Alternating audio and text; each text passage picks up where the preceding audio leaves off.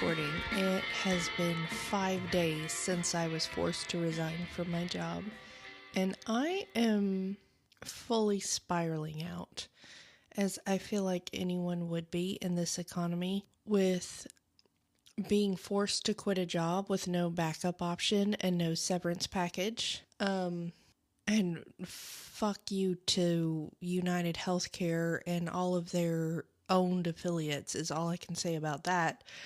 But that's not what I want to focus on today, though it is an inspiration for a big part of this episode, because days prior to being forced to leave my job, my husband told me that he thought that I should lead a church, a Gnostic church, which is a really weird thing to hear as a woman raised in an evangelical church, and always believing that you could never be a leader in a church. Not weird in a bad way, but definitely weird. And it was the first time that anyone has ever suggested a path for me that I didn't feel like, oh, that doesn't necessarily feel right, or I'm going to have to be uncomfortable to do that, or I don't think I'm qualified for that. He suggested it, and I was like, yes. Immediately, yes. And that was really weird. But that's not entirely what we're going to talk about today, but we are going to talk about churches, and we are going to talk about Jesus, and we are going to talk about me getting forced to resign, because I learned a lot about myself in the process of that, and I learned a lot about love in the process of that, and I want to share that with you. Hi, welcome back to the podcast. I am your host, Naomi, and this is Mosaic in Progress.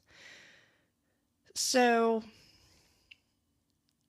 I have been thinking probably way more than is healthy for somebody who has to live in a capitalistic society, but definitely at a good amount for somebody who is in tune with the esoteric and spiritual nature of what is going on in our society.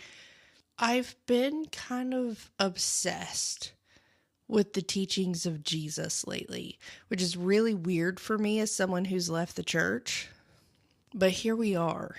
And one of the things that I keep coming back to, and I keep landing on and just kind of really can't shake. The last week that I went to church, I did not go to the church that I normally went to. I went to a Unitarian Universalist church for the first time. They were super nice and super awesome and super welcoming, and they were trialing out a new service that week for the first time. I can't remember what they called it, but it was a very music-focused service, and they had like coffee and desserts afterwards.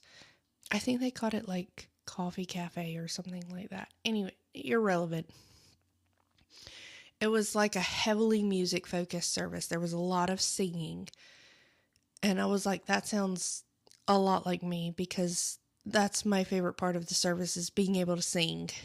And that is the thing that I miss the most about church, honestly, is the communal singing. There is nothing else like that. It is unreplicated anywhere else in society. It's not the same if you go to a concert. There is nothing like congregational singing that has the same spiritual effect. I will die on this hill.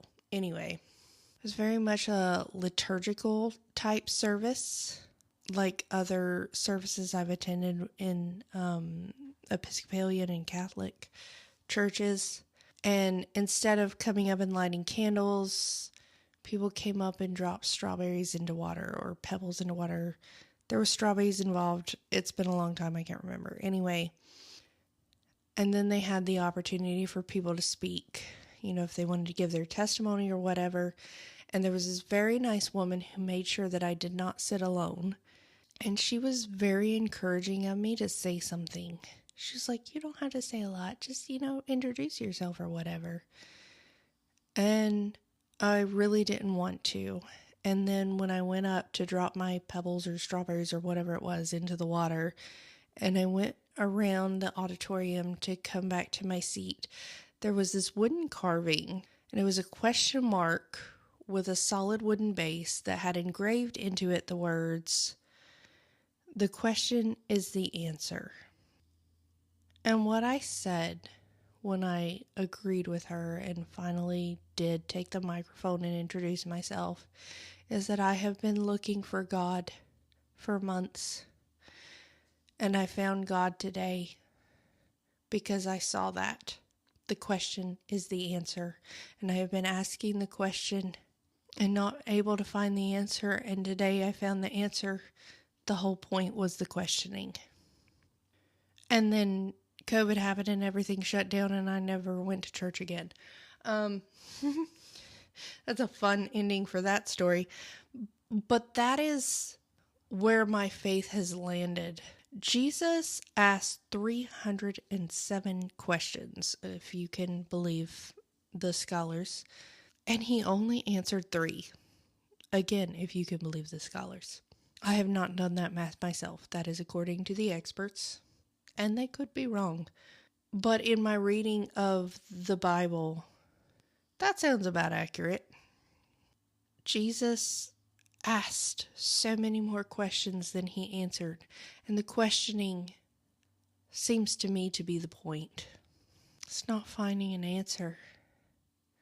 It's just asking and sitting with that question and being okay with acknowledging the fact that you are fucking human and you might not know the answer. And I think a lot about Jesus these days because we don't really think about it that much. When we think about, Jesus' ministry, when we talk about it and the Pharisees and all of this, but the fact of the matter is that Jesus was living in an occupied society. If you look at the political climate of the time, the Jews were occupied.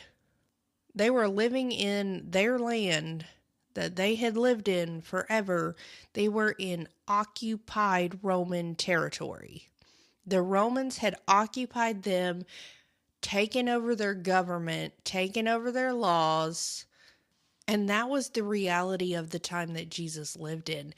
The people of his time, the Jews of his time, were looking for him as a political savior. Get us out from under this Roman occupation, this authoritarian government.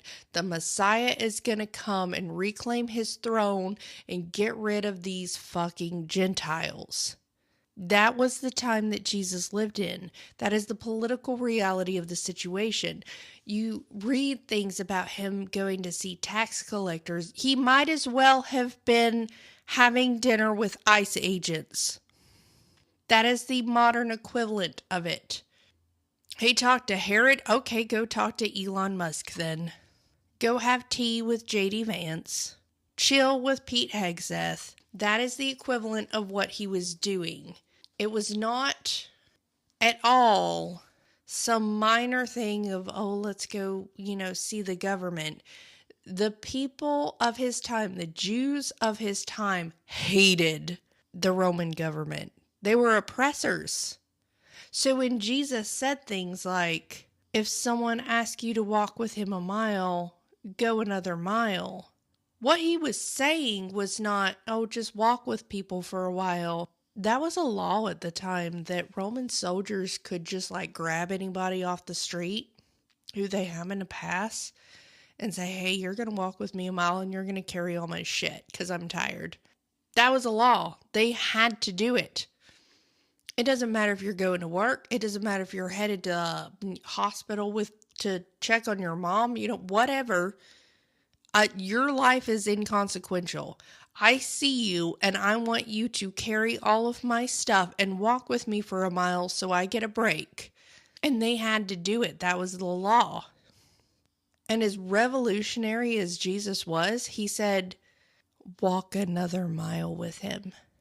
And we like to think about the Jesus who called out the rich.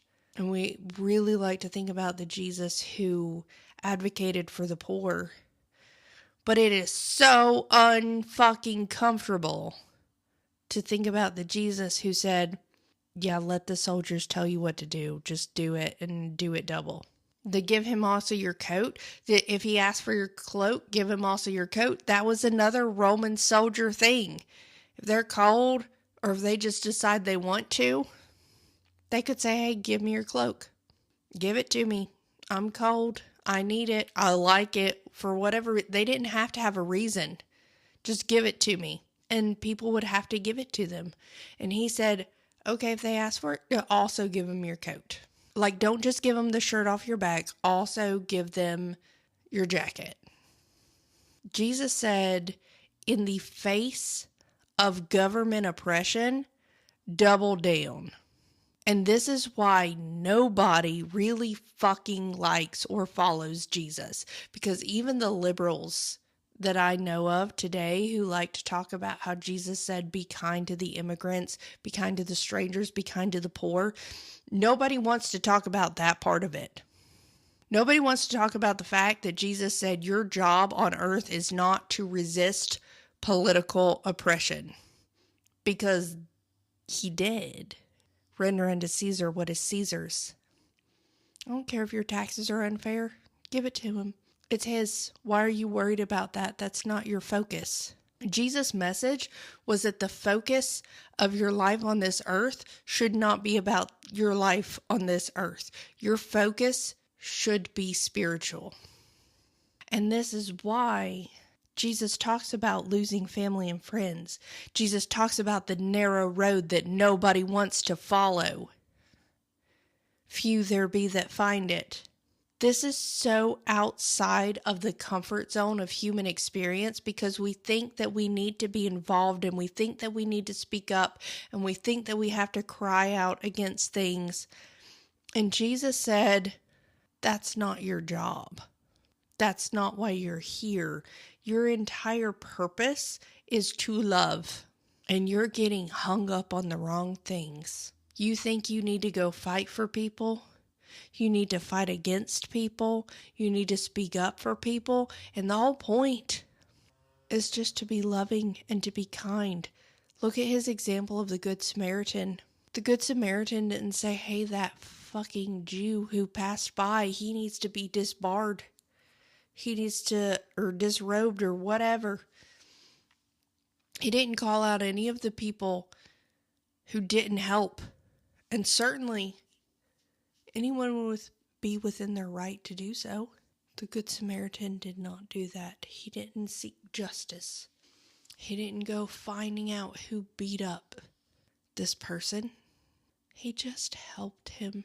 And we get so hung up on the idea of justice and fairness. And the fact is, and we all know this because someone in our life has told us this at some point in our lives or another, whether it was when we were children or otherwise, but we have all been told that life is not fair, and that is a fully accurate statement. But we keep trying to make it so without doing the things that might make it so. None of us are called to go find whoever beat up this man and bring them to justice. We're called to manage his wounds and put him up at the inn and pay the innkeeper. But we have a really hard time doing that. We have a really hard time accepting that is our role, that that's why we're here, and that that's enough. Because we think we have to fight people.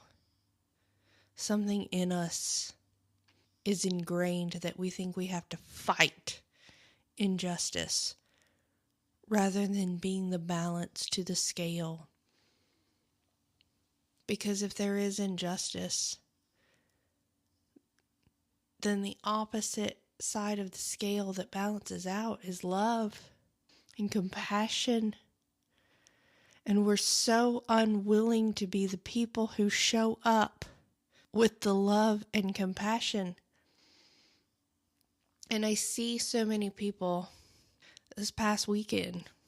There were so many people who showed up. And honestly, aside from what I'm preaching right now, bravo to all of you who showed up, all 7 million plus of you who showed up for the No Kings protest. Good for you, truly.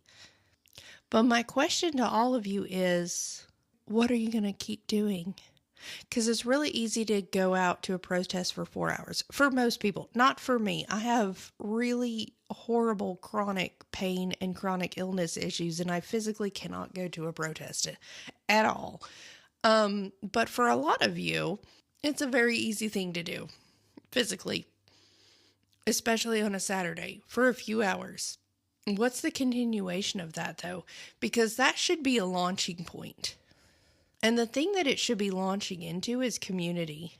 Because if we're not building community in direct opposition to the fascist, capitalist, bullshit, individualistic society that we've been told we have to have, that we have to do everything ourselves, what are we even doing? Because individualism is a fucking capitalist lie, and it has kept us isolated and depressed and ineffective for generations.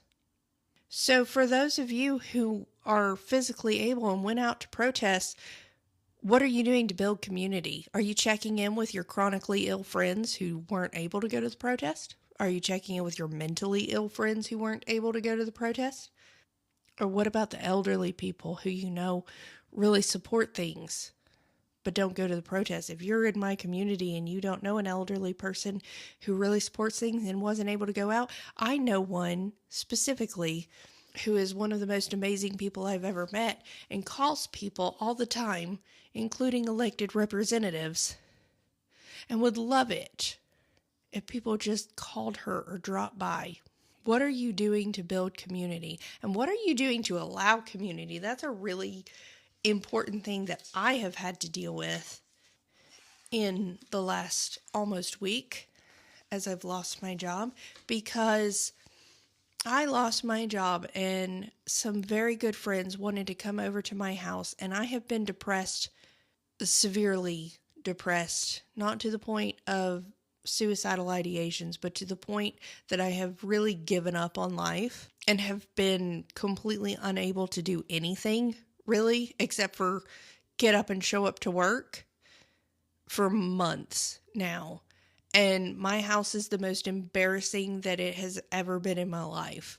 And I cry every time that I come into it because I feel like a failure. And some very good friends found out that I was forced to resign from my job and asked if I wanted company. And I really wanted company. And I was really embarrassed for anyone to see my house. And I said yes anyway.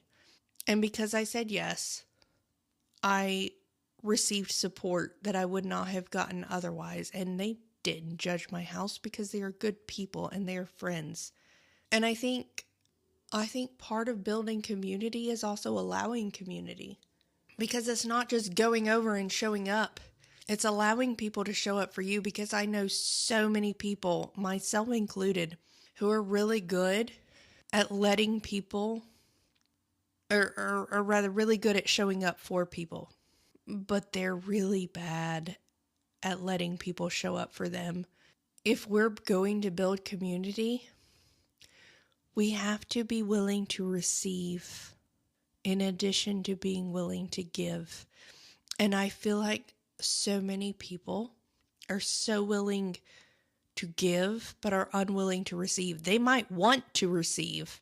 They might have that need and that desire, but they're unwilling to do it because my house is a mess, or people don't want to hear this from me, or I'm too crazy, or whatever. In order to build community, we also have to be vulnerable. Vulnerability is the key to connection. And Brene Brown's book, Daring Greatly, really does a good job of explaining this. And I would encourage anyone to read it or listen to it on audiobook if you're thinking about community and building community, because she articulates it in a way that I never could but we have to be willing to be vulnerable if we want that connection. And I debated, I had 2 podcast episode topics written out, and I debated on combining them together. And I said, we'll see how I am on time and we'll plan it out. And I really didn't expect to start crying right now. But I'm going to talk about being forced into resigning.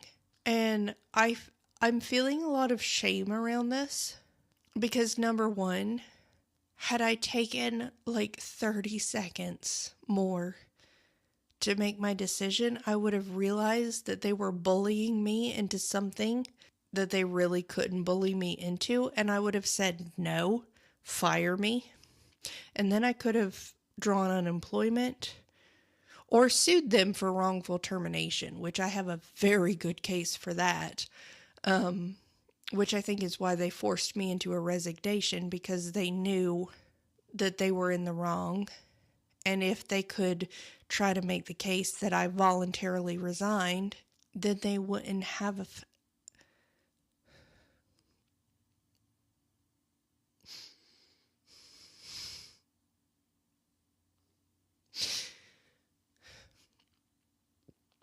then they wouldn't be able to be held accountable for what they did to me. So without getting into all the particulars of it and the whys and the wherefores, I was called into the office of my director late on a Friday morning with the 2 other directors of our local sister agencies. No HR representation. I feel like that's really important to say, because I was told in the meeting 1 week prior that I was going to be talking to HR about this situation, and I was looking forward to talking to HR because I really wanted to tell them that my director had not supported me and that I needed help and I was unsupported. And I never got to talk to HR.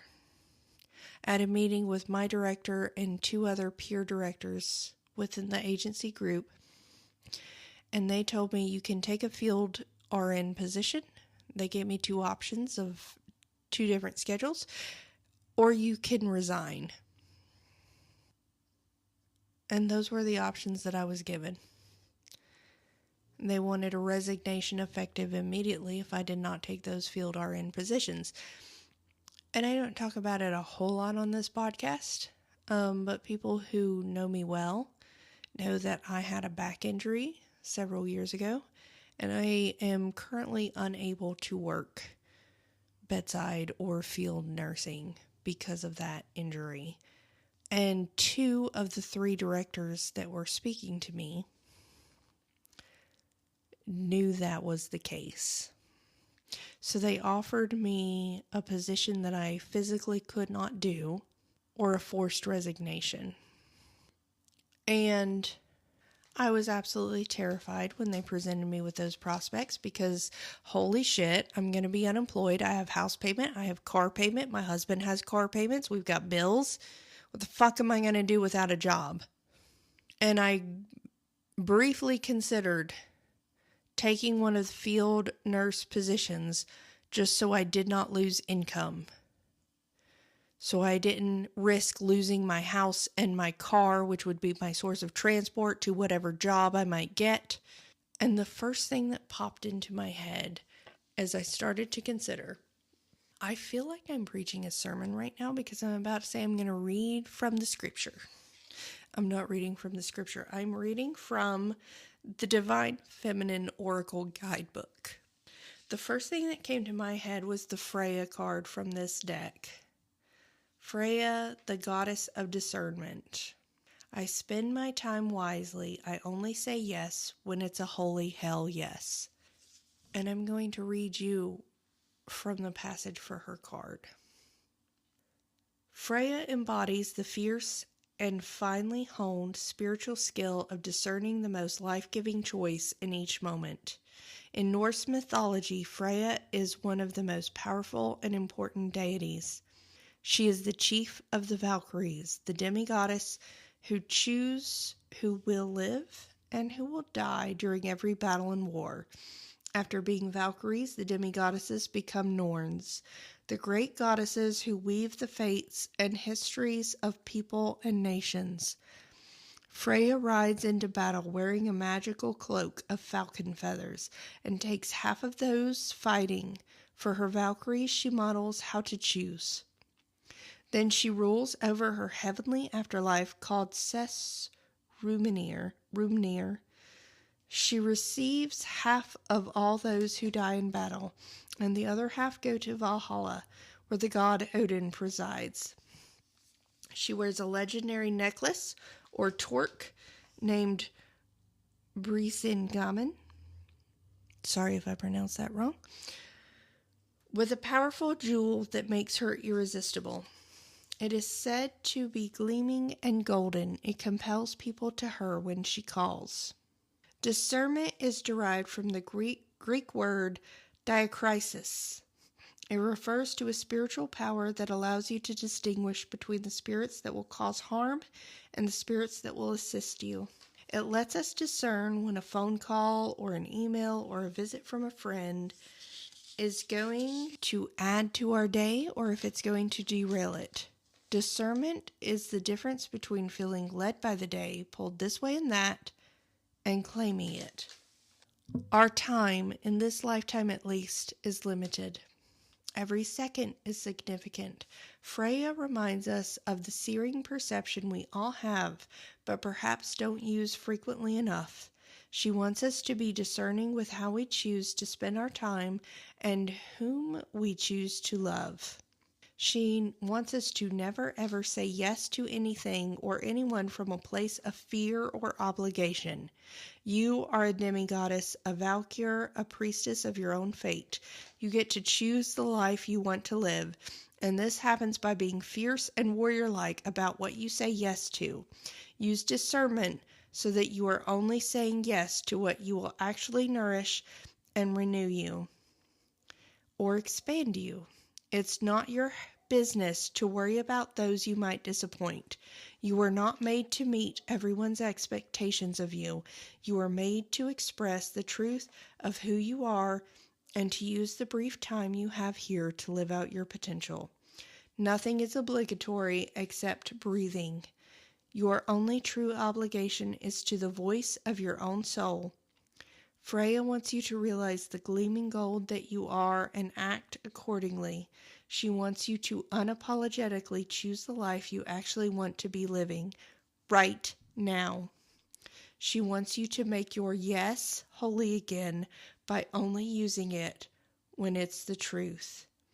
And the question to ask yourself in this card is, what does a hell yes, the holy yes, feel like in my body?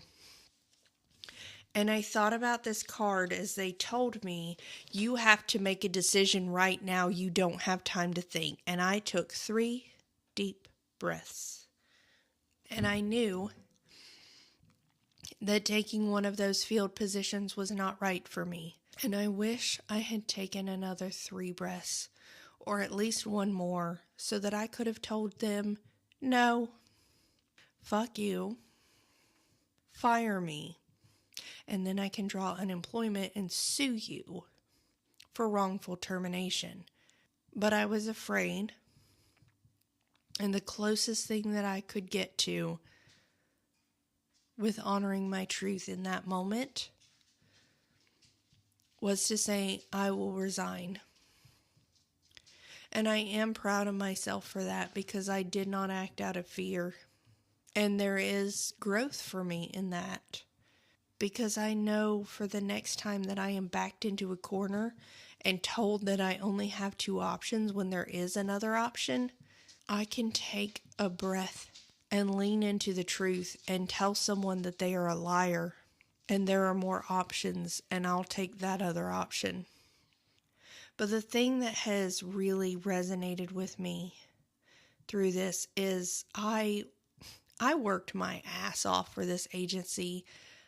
I always show up and do a good job wherever I am and pour my whole self into my job. I take my job very seriously, and I take my position as a nurse very seriously. But in a middle management position, as a salaried worker, I poured in countless hours of overtime to make sure that the work was done. I took this agency from being one of the worst in the region to being second in the region because of my coaching and my leadership. I should have been getting accolades and raises and elevation, but the person who was in charge of me did not know how to be a leader, and she did not appreciate the fact that I did. And the message that I took away from this that I really want to share is with you is just don't stay where you're not appreciated. It doesn't matter if what you're doing is worthwhile, because I know I helped the patients and the clinicians by all of the overtime that I worked, but I didn't get any appreciation for it. Nobody cared that I was doing that. Nobody thanked me for doing that.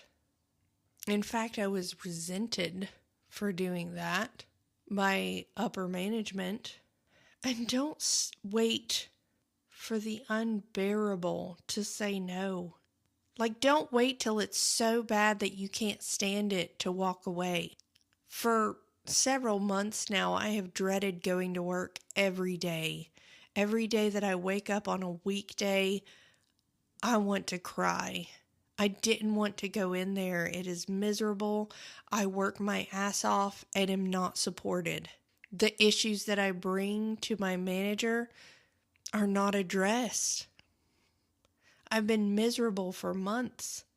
Life isn't a say uncle competition, and I don't know if that's a universal thing or just people in the South or just rednecks, but if it's not universal, for those of you who don't know, there's this thing where it's typically an uncle to the younger generation will go up and act like they're going to shake your hand, and they will squeeze your hand as hard as they can until you say uncle, because you can't take it anymore because it hurts because they're squeezing your hand so hard. And the point of this is to be the one who never says uncle. You'll stand there and stare them in the eye, and they'll be crushing every one of the bones in your hand, and you'll just stare at them. And that's the one who wins, the one who never says uncle. And I had a unique advantage in this because of my hypermobility, and they could crush my bones and squeeze them in all kinds of different directions. And that was just how they did. And so I would just look at them. Stone cold, no change in expression. Never say uncle. And I got a lot of pride from that. And I got a lot of accolades from that. And that is not how life is supposed to be lived. That is not how your career is supposed to be lived. You're not supposed to be the one who's the last one standing who said, "It doesn't hurt me. I don't know what y'all are talking about. I'm fine." That's not what life is. You shouldn't have to be trying to hold out and pretend things don't hurt that are meant to hurt. And the thing that really struck me, particularly over the weekend as I was processing everything that happened, was trying to be liked by authority figures is a parental wound. And we think of it, oh, of course you want to be liked by authority figures, that's your job, that's a blah, blah, blah. No, trying to be liked by authority figures, not trying to do a good job. Trying to be liked by authority figures is a parental wound, and there is a huge difference. I always try to do a good job, but I also try to be liked by authority figures, and I do that because my parents didn't love me. 100%, I admit that fully. I want authority figures to like me because my parents didn't love me. And it's really okay if you think you've gone to where you want to be or where you belong, to take stock of where you are and say, this is not where I want to be. this sucks, and take another direction. That doesn't mean you're a failure. That doesn't mean you did a bad job. That doesn't mean you're weak. That doesn't mean you don't have what it takes. It means you are perceptive. And that's so important. And another thing that I really want to talk about that's so uncomfortable for everybody, especially and including me, is autism in the workplace. Because the reason that I was forced to resign was because I'm autistic. And that's not the story they'll give you. That's not what anyone will say. They'll tell you that I couldn't get along with clinicians, which isn't true. Because the majority of the clinicians that I supervised talked to me daily. My phone blew up constantly with my clinicians talking to me, texting me or calling me directly on my personal phone to ask for my advice or input. Most of my clinicians were fine with me. There were a few who were not. And I asked my director specifically for mediation for those who were not okay with me. And she refused me. I asked her multiple times for mediation, and she refused me. I went to her supervisor, the regional vice president, and asked for mediation. And she told me that we needed to just leave it alone, like a spoiled child who is asking for attention. That's what she compared this to. Just leave it alone and don't give it attention, and then it won't be a problem anymore. I'm not even going to talk about how problematic that comparison is, but that is what she said. The problem is that people do not know how to deal with autistic people in the workforce, because the majority of us cannot regulate our tone or our facial expression, and most of us are very direct and very logical and analytical and literal. And people don't know how to deal with that.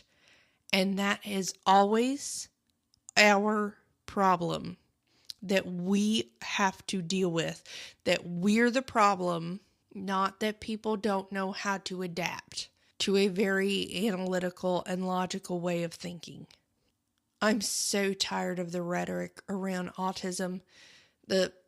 We went from being fucking changelings to being demon-possessed to being institutionalized to now being fucking Tylenol vaccine circumcision victims.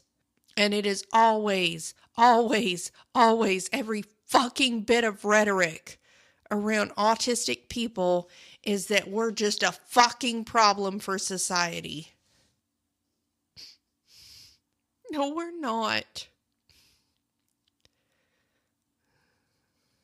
We're a problem because you refuse. Because society refuses to think outside the box. Because society refuses to challenge its viewpoints. Because society refuses to think differently. And that is what autistic people are. People who think differently. And no one wants to validate that. They want to make it a pathology. They're so fucking logical. They're so fucking analytical. They're so fucking literal. We can't handle them because we can't challenge our own viewpoints. And we can't change anything about ourselves to accommodate anyone else. So we're going to insist that they change everything about themselves to accommodate us. Every problem I have ever had in the workforce has been because of my autism. Because people don't like my facial expressions, and people don't like my tone, and people don't like how literal and analytical I am. Or people don't like the fact that I talk about that I am autistic. I am absolutely terrified right now because I'm unemployed for the first time in my adult life. I don't have a backup plan. I have put in applications, but I have payments for my house, for my Jeep, for all of the normal things that everybody has to pay for. And I don't know how I'm going to pay them. And I am fucking terrified. And I am trying so hard to think positively. And I am fucking terrified. And I'm not going to pretend, because that's not what this podcast is about. It's not about putting forth some kind of influencer bullshit. I am fucking terrified right now. More than I have been ever in my life. I don't know what I'm going to do, and I am so scared that I'm going to end up homeless or unable to transport myself to work. I don't know what I'm going to do, and I'm really tempted to jump in and take so much action. I was like, I can make some black salt. I can make some money with doing that. I can offer tarot readings. I can put in like 1,000 job applications. I can ask, maybe I could start a GoFundMe and people would donate to it. And I am so tempted to jump in and take action in response to my fear. And I know in my soul that is the wrong move, because I am coming into alignment. This entire bullshit that I am going through is bringing me into alignment. Perfect love drives out fear. And I know this is the time for me to be still and know, to wait and watch, and to take calculated action, not frantic, fear-driven action. But everything in me wants to throw spaghetti at the wall, because I am more afraid than I have been in a really long time, maybe my entire adult life, honestly. I'm not quite suicidal yet. I've been there before.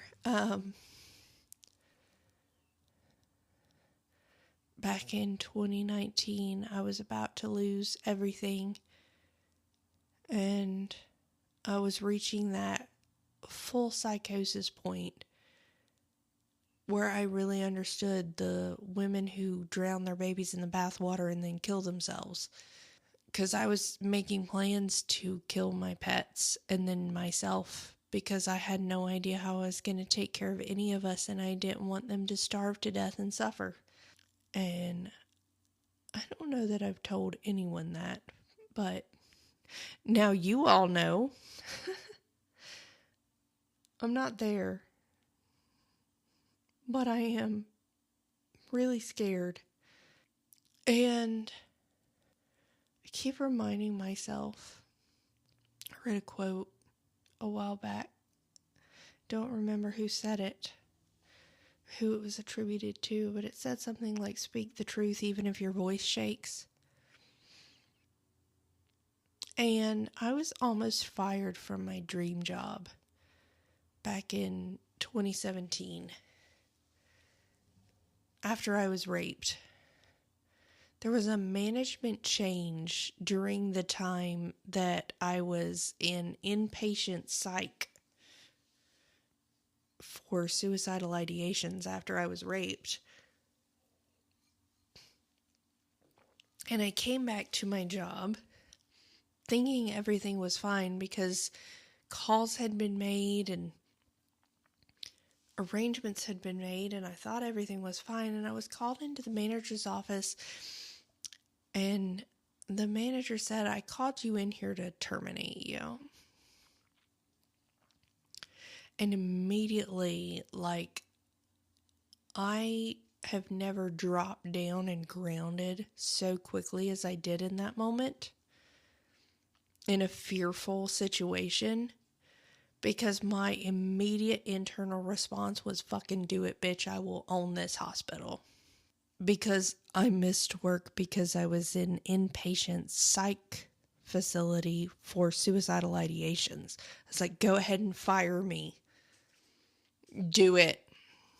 I'll own you and this hospital. And she said, well, let me talk to the upper management since I'm new here, because I pleaded my case. And she told me, she said, "Do you feel okay to work while I'm sorting this out?" Which is the most psychopathic thing you could possibly say. And it shocked me so much that I was just like, I guess, because I couldn't believe she even asked it.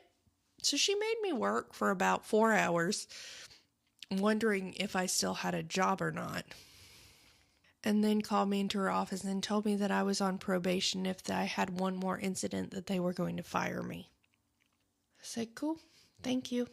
So I was already putting in other applications because I mentally was not able to keep up with the pace at that workplace, just because of the trauma that I had suffered. And I got another job. And when I went in to file my 2-week notice, I'm going to tell you the two different stories. The story in my head goes like this. I walked into the office and I handed her papers in sequential. Here is the phone records from my phone and my sister's phone where we made the calls to call out. Here is my discharge papers from the facility where I was at that show that I was inpatient at this time. And here is my 2-week notice. And she looked shocked and a little taken aback and a little intimidated when I said that. Here's the reality of the situation. I walked in and my hands were shaking so bad I almost dropped all of my papers. And my voice was shaking and I was tearing up because I was so emotional and I was so upset about the situation. And with tears running down my face and my hands shaking and my voice cracking, I said, here are the phone records from where I and my sister called to call out to show that I did call out. Here are my discharge papers from the facility that show when I was in there. And here's my 2-week notice. And she looked taken aback and terrified of me.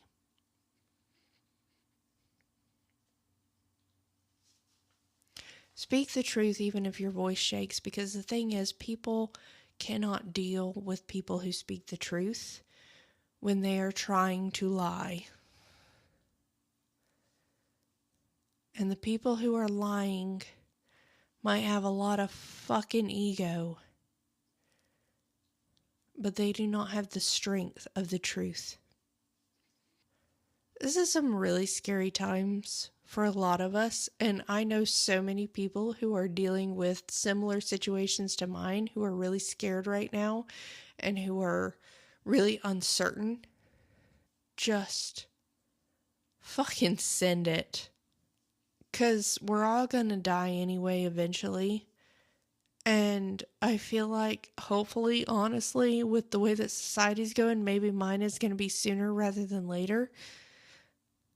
That's not suicidal ideation. It's just a realistic hope, because no one is willing to rise up to defeat the fascist regime.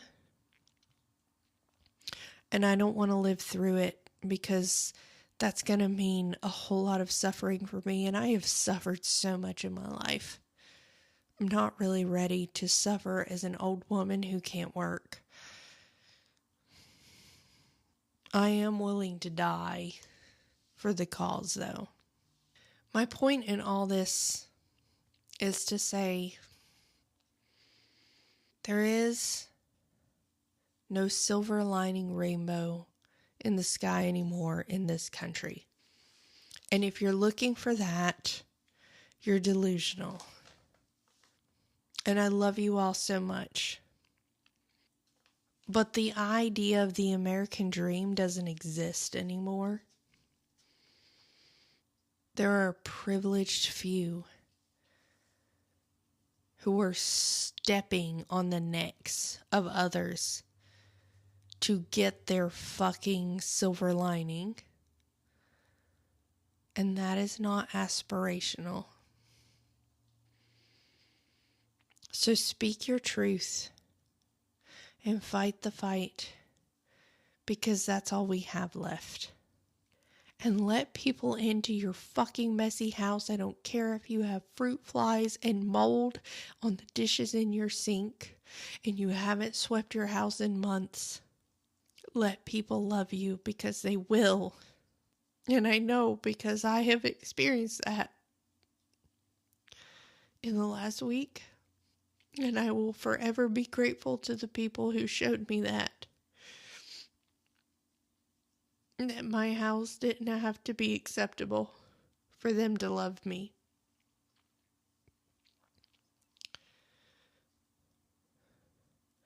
Building community also means allowing community.